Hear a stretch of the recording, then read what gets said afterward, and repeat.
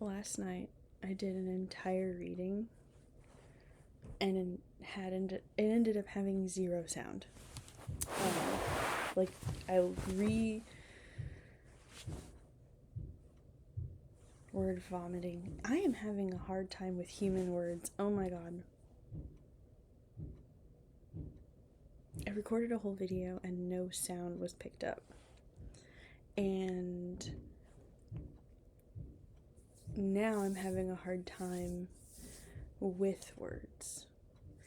I went ahead and deleted the video and went to bed. I just kind of took it as a sign, like maybe the collective didn't need this reading or didn't need to hear anything from this reading. But I am up again, and we're back, and we're gonna try this again. Because whatever it is that needs to be said, it's like I'm hearing like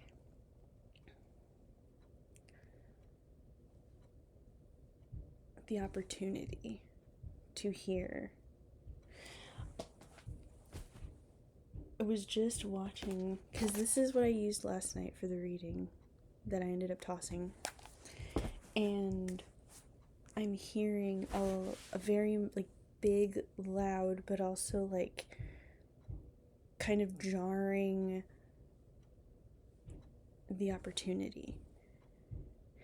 And I just watched The Prince of Egypt with my grandma and my husband the other day, and it was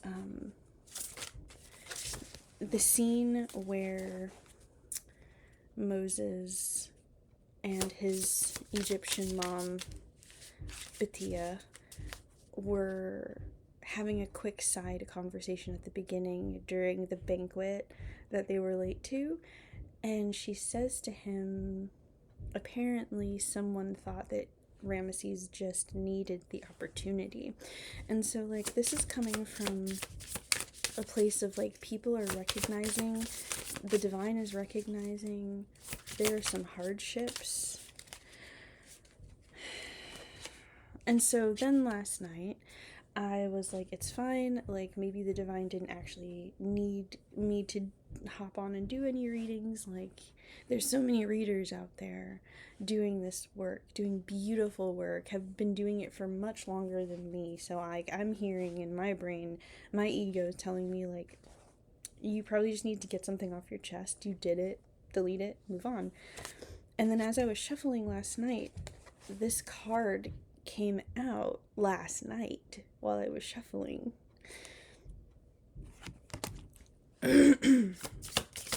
So people got papyrus as well. 3122 could be significant. Papyrus, for those of you who don't know, is a plant. It is a real plant. It is literally like Nile grass, Nile river grass. The mask card, since I've been working with this deck for a long time, automatically the mask card is about deceit. It's about people playing off your top, lying to your face, or you being used, which would be confirmed by this card, the Shabti. So right off the bat, somebody wearing a mask around you is pretending that they have your best interest at heart, knowing that you're interested in growth and alchemy and transformation, which is like heavy with this papyrus energy. And whatever this individual is up to, their intentions are to cover up a corpse. The corpse being, and it's interesting because this mask is the mask that you use in a sarcophagus to cover up the face of the deceased person who is mummified. This Shabti, again, I've worked with this deck for a while now. Automatically, this is like an item being used in the afterlife as like a servant. So like it's like I feel already, and I'm having a hard time with words, Um, lots of, okay, so like a lot of these cards are very much like death energy. Sarcophagus energy. So this jar, this kind of jar is where you are supposed to put the remains. Mortality came out. So like I said, a lot of death energy. And Amun is going to be your major arcana. Amun is creator god energy here. So that's interesting. I'm sensing that there is just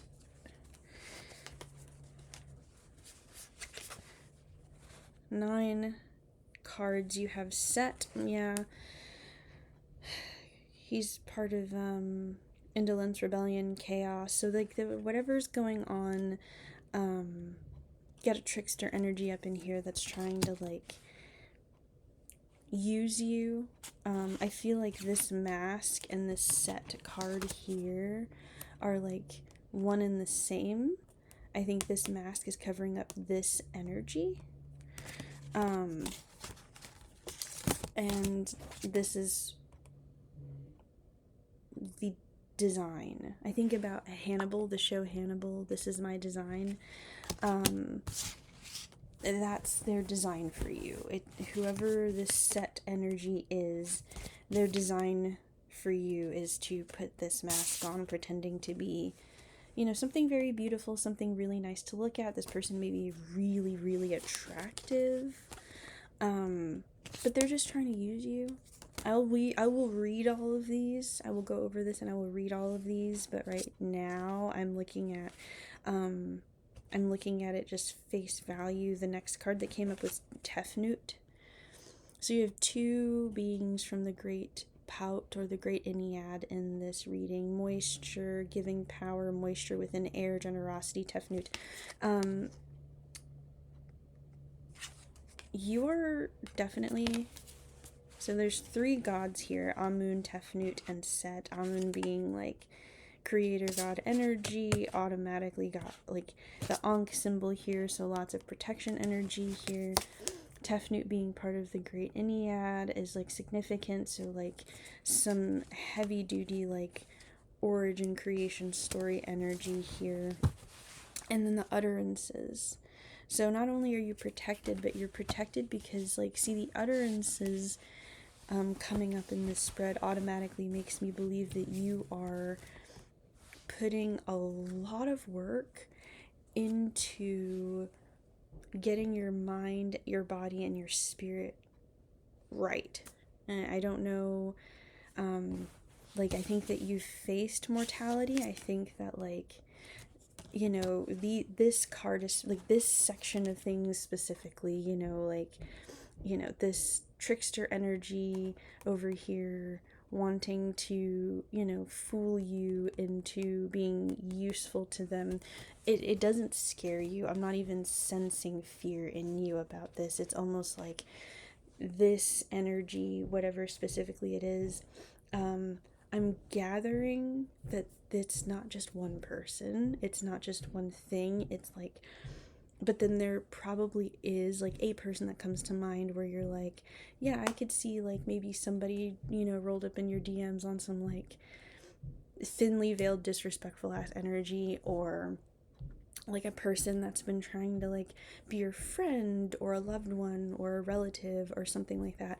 You can sense it, but also you've already faced your like the mortality I'm seeing here. Like, what happens, you know where you're going, the prep work, like, and so like the utterances card, these are the things that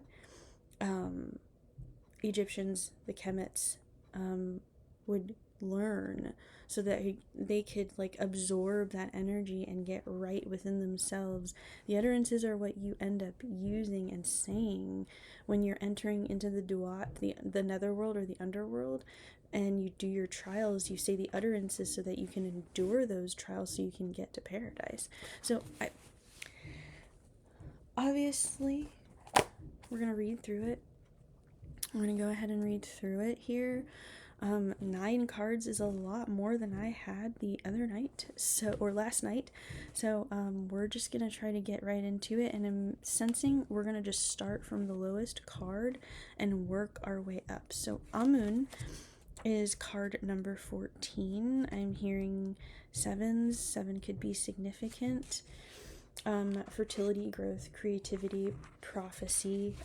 Obviously Amun and Papyrus make sense to me. Amun, Tefnut, and Papyrus make sense to me because, like, you need fertility in order to grow. Papyrus is a plant that grows. You need moisture for papyrus to thrive, Originally, Amun was the god of air and was a deity in his own right. Over time, however, he became amalgamated with the sun god Ra, becoming the deity Amun-Ra. In his original aspect, he was strongly associated with the gift of prophecy and the art of divination, especially the use of oracles, so he would certainly have approved of this oracle deck.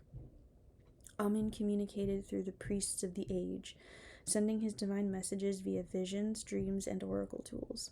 As a creator god and through his link with Ra, Amun is associated with fertility, creativity, and growth. In a reading, the card of Amun symbolizes a time of growth, when you will change for the better, developing new skills, gifts, and talents as you go. He indicates you are at your most creative right now, so allow yourself the time and space for this creativity to blossom and grow. This card could also herald the fertility of something big, such as a new business venture or starting a family. That's interesting. So, like, you right off the cuff are very protected. You are very much in an expansive, abundant space automatically. This is especially the case if one of the mother goddess cards, such as Hathor, Isis, or Mut, are in the same spread. That they are not here, but still. Amun comes to encourage you to work on your personal growth. Do not allow other people to keep you small. Do not allow other people to keep you small. Don't let them do it. You already know that, but don't let them do it. You are meant to grow, change, and develop for the better. That is the point of life. Do not diminish your own light just because others shield their eyes. That's excellent. And that is, like, that makes so much sense right off the bat. Like, your major arcana for this deck was obviously Amun. You are in a very dense creator space right now. And you are definitely attracting the abundance, the growth, the alchemy, the magic, the abundance, and moths are drawn to flames too. Bugs like light, and I'm not saying bugs are terrible, like, they're great for the ecosystem, but, like, trust me when I tell you, the kind of bugs that you, I think, know that are also attracted to your light are the kind of bugs that will probably die in it anyway, because, like, things that are not I need to say this, and I don't know how to say it.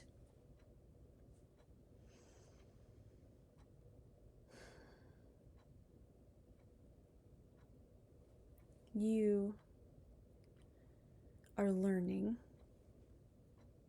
that light attracts entities that have different needs. Some people need light for comfort and warmth and safety. You are learning also that some people need light to validate their experience. Some people are just addicted to light. Some people want to own light. Or anything that the light touches is another thing I'm hearing. Everything the light touches is a thing I'm hearing.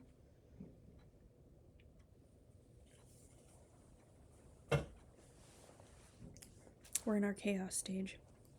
Don't mind me. So, let's get right into it. Set is a bad mamma jamma. So we're going to read about it. Chaos, catastrophe, disruption. Set is the jealous brother who murdered Osir to gain the throne of Egypt. Originally, he was the god of desert storms, earthquakes, and natural disasters, all of which have a place in the natural order of the cosmos because they strip away the dead wood, making way for new life to grow. However, such a chaos is unpredictable, and Set is often viewed as something of a trickster. In murdering Osir, he overturned the natural order of succession and thereby created a political landscape. Like most trickster gods, his energies are changeable, sometimes playful, at other times destructive. This card represents chaos and catastrophe, indicating that you should expect some degree of disruption. Upset travel plans, car troubles, discord with neighbors, family arguments, etc. are all possibilities. Equally, though, this card also cautions you against catastrophizing and making mountains out of molehills. There is no telling where a disaster will strike, so do what you can to future-proof your life as a general precaution. Yeah, like, you know, people gon' people, bullshit gon' bullshit. You know that. You know that. Make sure you know where all your important documents are, keep a first aid kit handy, and have savings that you can fall back on. Set comes to remind you that chaos is as natural as a thunderstorm. You can't prevent the storm, but you can learn to dance in the rain. This card suggests that you take a few sensible precautions so that should disaster strike you and your family will be able to navigate it smoothly as possible. So, like, people are going to try to fuck with you, is what I'm hearing. Like, this isn't even one of those cards of, like, oh, you better get your shit together. Like, you know what you gotta do at this point. Like I said, you know, and you are divinely protected. You are very loved. You are very taken care of. You have, like, creator god energy coursing through your veins. We'll go right into Tefnut after this. Tears, sorrow, rain, moisture. Not surprised at all. Checking on my gran. I'm normally able to hear her. Specifically if I hear doors opening and closing, but it's not her, but I gotta check anyway. Within Egyptian mythology or Kemetic belief systems, Tefnut was the goddess of rain, dew, and moisture in the desert. This was a vital role due to Egypt's location in a desert climate. Without moisture, there could be no life, so Tefnut was a highly revered deity. She is sometimes depicted as having a body of a woman with the head of a lioness and holding a vessel of water. When this card is present in a spread, it usually indicates tears of sorrow, but like the rain, they will be fleeting. Yeah, so, like, whatever this, like, set energy is, whatever the set energy is, whoever the set energy is, whatever the set energy is, yeah, it's gonna hurt. It's gonna feel like ass. It's not pretty, it's not fun, it never is. People being and perpetuating and projecting their chaos onto you is frustrating and angering and saddening, and it can be devastating depending on the relationship that you have with that person or that entity or that company or whatever.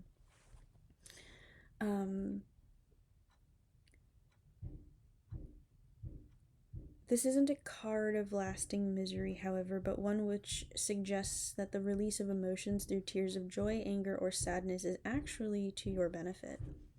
Crying is good for you. Bottling up your feelings isn't. A good cry actually releases endorphins, which are the hormones that help us to feel good. So when you cry, the endorphins ease the pain, whether it is a physical or emotional pain that you are experiencing. Tefnut is encouraging this form of release. She is an empathetic goddess, and her energies can help you heal if you are going through a traumatic time. So grab a box of tissues and commune with the ancient Egyptian goddess by having a really good sob. Tefnut would approve. So right off the bat, you're doing exactly what you're supposed to be doing, which is participating in divination. If you're here watching this video, you are doing exactly what you need to be doing for your own healing process. I am waking up still. I am waking up still, as you can see. My morning cup of joe kind of thing. Waking up, doing divination, and I hope you are opening yourself up to having some emotional release. Like I said, whatever is coming, whatever this set energy is, whatever it is that's going on, it's okay to emote about it. We're going right into papyrus, documents, contracts, secrets. They did say in here, like, find your, I think it was the set card that was like, yeah, make sure you know where all your important documents are. So, documents, contracts, and secrets. Papyrus was the paper of the ancient world. It was made from the papyrus plant, which grew on wetlands such as along the River Nile. It was made into thick vellum-like sheets, perfect for writing on and rolling into scrolls. Excuse me. Papyrus was a very valuable commodity and played a vital role in recording the history of the ancient Egypt, including funerary rites such as the Book of the Dead. The papyrus card symbolizes important documents and legal papers. This card is likely to come up if you were due to sign a contract of any kind, be it a work contract or a mortgage. It indicates something private but very important to the reader. In some cases, it signifies a secret, the kind that is only confessed to a diary or journal. In general, this card means that some sort of legal document is coming your way. Perhaps you are in the process of getting divorced, you have applied for a bank loan, or you're looking for work. The papyrus card doesn't say much on its own, only that there are important documents in the near future, so look to surrounding cards for a deeper meaning.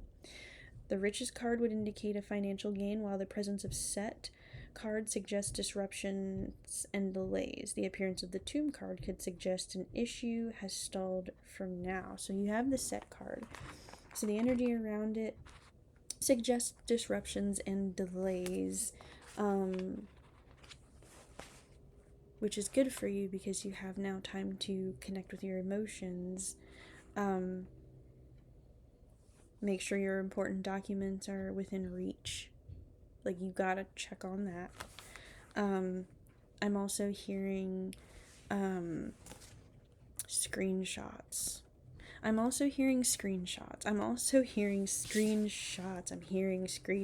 hearing like you took some screenshots, or you have, like, I'm hearing proof.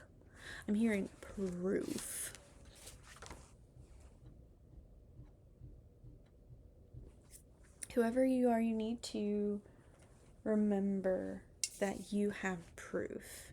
And, like, whatever screenshots, and this is not for everybody. Some of you don't need those screenshots. Some of you don't need that, those documents or whatever it is. Some of y'all just need to know where your most important documents are, just so you have them with you at all times. But for others of you, like,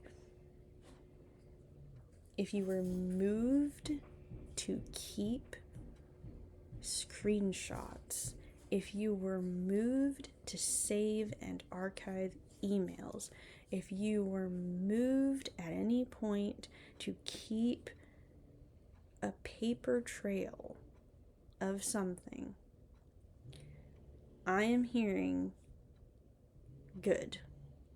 You will need them. For others of you, you were specifically told to delete all of those evidences by the divine, because the lack of documentation is also important. So some of y'all need to keep those screenshots, because, like, that rainy day that you're experiencing or about to experience or have experienced, even if it's just to review them so that you can ground yourself in the here and in the now. I was watching Breakfast at Tiffany's.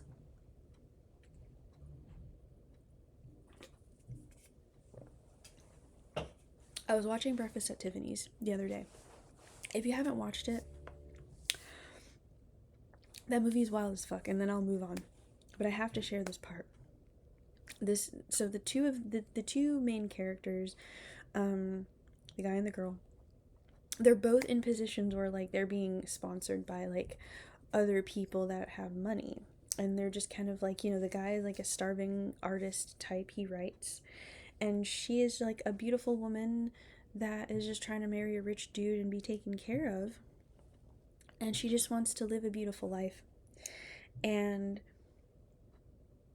the guy falls in love and acknowledges that he's in love with the girl first. Like, he sees it, he senses it, he experiences it first. And so the thing is, he's being sponsored by an old rich married woman who, when he goes to tell her, like, hey, like, I want to cut this off, like, I'm into this other person and I want to take this leap of faith, she writes him a check for like $1,000 and was like, go take your sugar baby out on a date, but you still work for me, like, you still service me, I make the money that could sponsor both of you, I don't know what you think this is.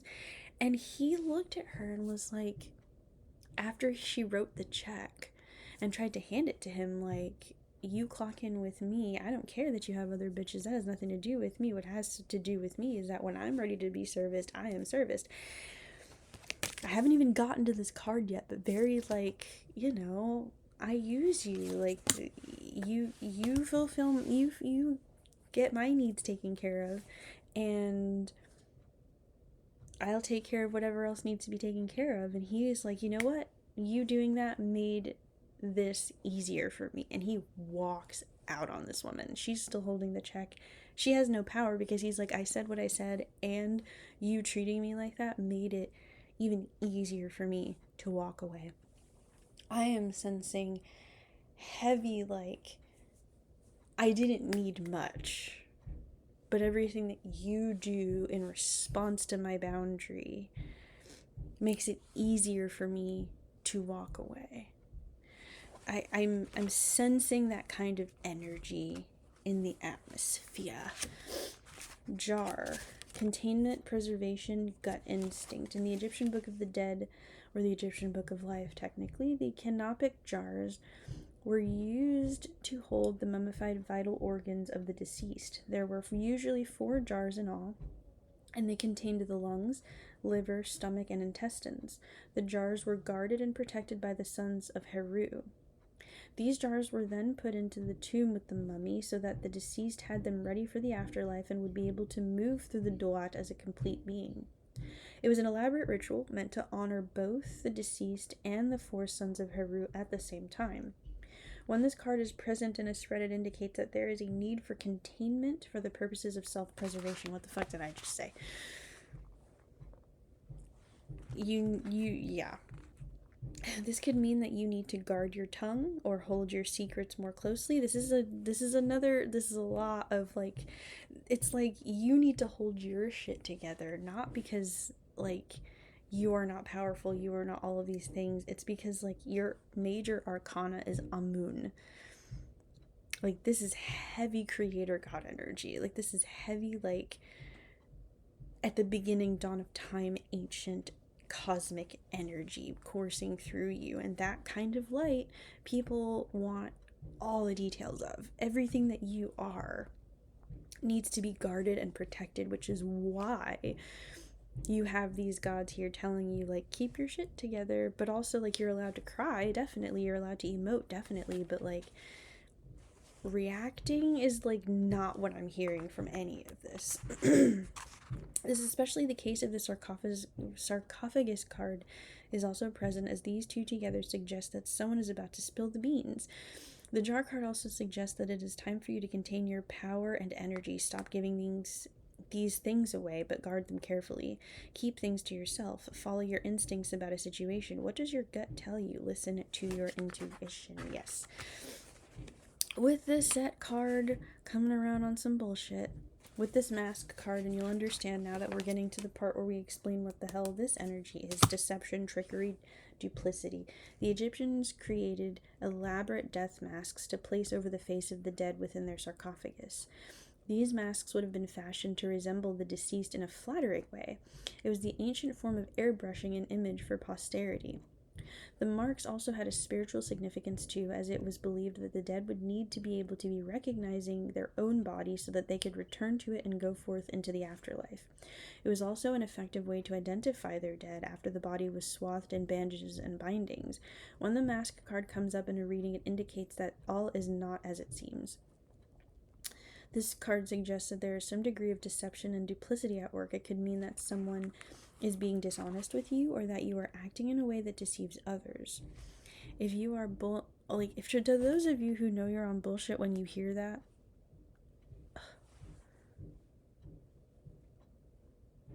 like,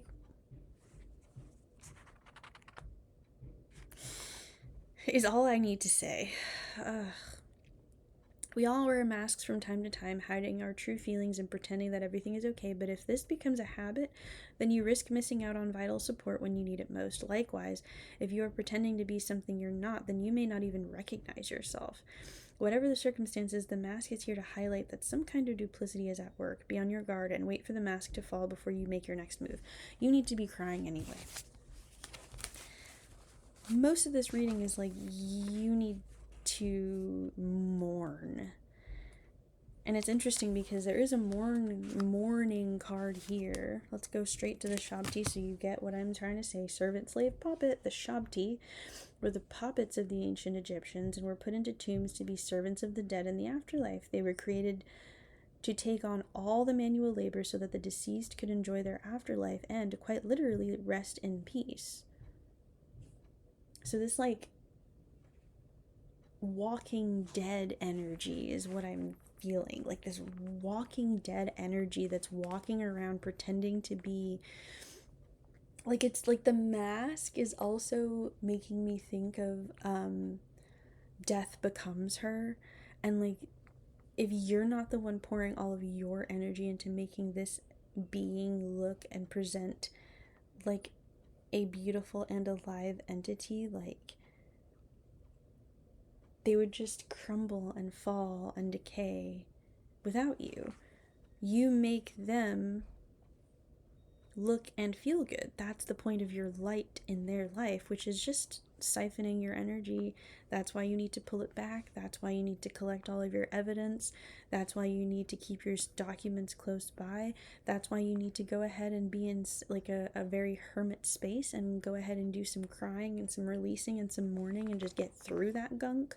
Because the Shabti isn't a very nice card at all, because it suggests that you are being used by someone. You might find yourself in a situation where you feel like a puppet and someone else is pulling the strings. This could be difficult.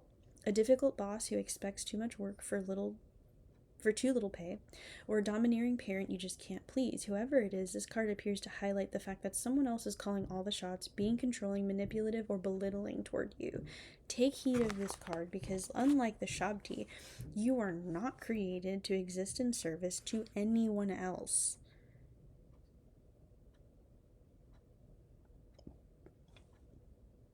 Human beings are not meant to be slaves.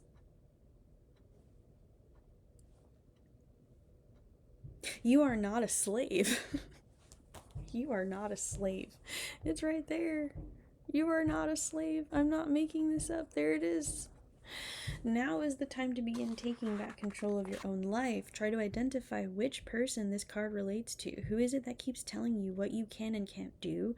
Who lets you do all the work and then takes the credit for it? Who behaves in a coercive or controlling manner? You need to write that down. Sit with it. I'm gathering that you could actually, literally, write it down, sit with it, meditate on it, cry under the energy of Tefnut, and come to terms with some staggering but necessary realities. Who is it that keeps telling you what you can and can't do? Who lets you do all the work and takes the credit for it? Who behaves in a coercive or controlling manner? Once you have identified that person, put an end to their games by standing up for yourself. You can only be truly enslaved if you allow it. Your mind and heart will always be free. After that is 2 more cards. Utterances. Charm, power, progress. The utterances played a vital role in the Book of the Dead because without them, the deceased would not have the correct spells to pass through the 12 gates of Duat and arrive at their judgment. Therefore, it was essential that they knew exactly what to say and when to say it. Without these spoken spells, they would be unlikely to reach their judgment or the afterlife. In a reading, utterances stand for communication, including your self-talk. This card comes to remind you that all words have power. You can harm or you can heal simply by things you say. Words are charms of communication. Used wisely, they can help you to progress through life, but used spitefully or without due consideration, they can impede the progress and hold you back. This is especially true if your self-talk and how you communicate with yourself. This is especially true of your self-talk and how you communicate with yourself. Keep your internal dialogue as positive as possible. Likewise, think before you speak to others. Make a considered response rather than a swift report. By all means, speak up for yourself, but do so politely. Weigh up your words before you speak them and consider the impact they will have and what the consequences of that impact might have. Choose your words wisely. Yo. And that says, because what's coming up too is the anger. If you're a chaos deity here hanging out with me during these readings in any consistent way, we understand that yes, the sorrow, yes, the pain, yes, the sadness, and also in the alchemization process, there's a fuck ton of rage in there. And that is the thing that a lot of people who want to actively keep you stuck will poke on. It's not just the sadness, it's the anger, and anger makes you feel very powerful. Even if you're crying angry, you end up feeling this surge of energy where it's I get to hurt you the way you hurt me, and then having to step back and be no, I do need to address you. It's not good to be passive about these things. You set a boundary, someone oversteps it, you're allowed to be angry, but how do you handle it moving forward? You have to remember your core values. Utterances to me reminds me of your core values. So whatever system that you rely on to be and to recognize your entire self. Talking about recognizing yourself in the afterlife. The mask that other people put on themselves to airbrush themselves into perfection is cool and everything. Except they don't recognize themselves. They cannot look at themselves because they don't have a mirror to look at. They have a mask. Ooh. And if you were to wear a mask, it would be just as beautiful as the being behind the mask. You can recognize yourself because you are a mirror. You have these utterances. You have these pieces of yourself that put you together, and with or without your corporeal form, this is who you are in your soul. This is why you're so damn powerful, why you keep coming back. I'm hearing you've done this 3838 on the timer. You've done the alchemizing and rebirthing process a bunch. So yeah, I'm sensing it's just part of the process of you being present time now and live. It's part of the thing that makes you a beautiful mortal and a creator god energy. For the ancient Egyptians, this life was really only half the story. They were so focused on the afterlife that it might seem as if they forgot to live their earthly lives to the full, but the afterlife that they were striving for could only be accessed if they had lived a good life here on earth, one of gratitude, spirituality, and reverence for the gods, whom they hoped one day to join. As mortality rates were high in ancient Egypt, death was all around them all the time. When the mortality card appears in a spread, it is reminding you that your time on earth is limited. All things pass, and that includes you. While this might seem morbid, this card encourages you to live each day to the very best of your ability. Do not put off your dreams or goals. Do not wait for the perfect time, for the perfect time does not exist. Live more in the moment and see where the moment takes you. Make each day count. Time is precious, and life is really too short to hold a grudge. Make peace with your mortality and that of your loved ones. In the meantime, learn to live well in the here and now. Closing thoughts would be, everything that you've heard through this reading is just showing you. Now I'm going to look up this one thing actually. 3838. I'm curious what it means.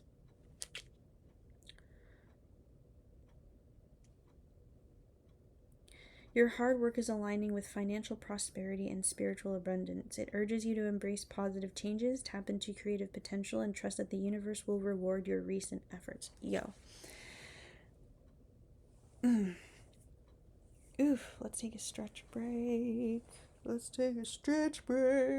Oh. Looking at myself stretch in this camera looked really freaky too. Look. Closing thoughts.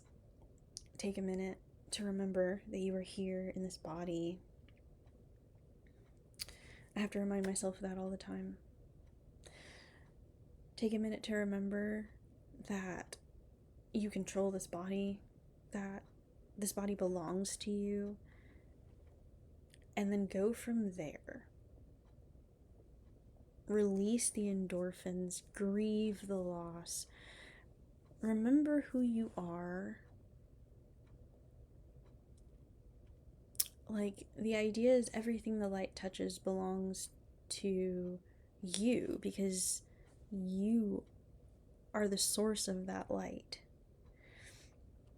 And so other people wanting to alchemize it and make it seem like you are in a position to be used, they do not know how to actually govern themselves, because they've spent so much time learning how to walk away from themselves.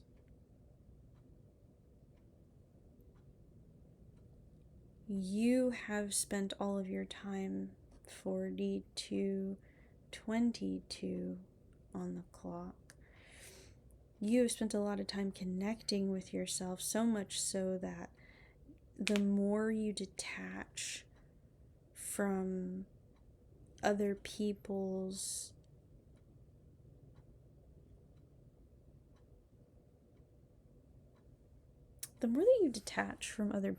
bullshit,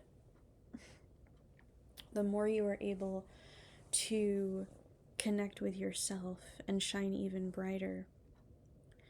I'm moved to say that whatever it is you need to be doing, remember who you are. Remember your divinity, your alignment, your power.